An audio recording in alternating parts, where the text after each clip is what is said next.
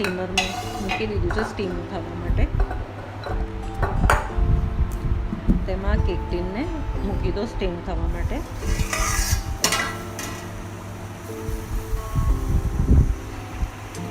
અને 20 થી 25 મિનિટ સુધી સ્ટીમ કરી લઈશું. મધ્યમથી ફાસ્ટ તાપે આપણે મધ્યમથી હાઈ ફ્લેમ પર મૂકી દઈશું. ખમણ થઈ ગયા છે નહીં એ ચેક કરવા માટે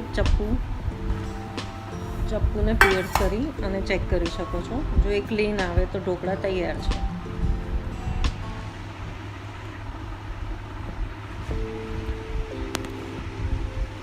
એકદમ સરસ જાળીદાર બન્યા છે. કેવી સરસ જાળી દેખાઈ રહી છે ને.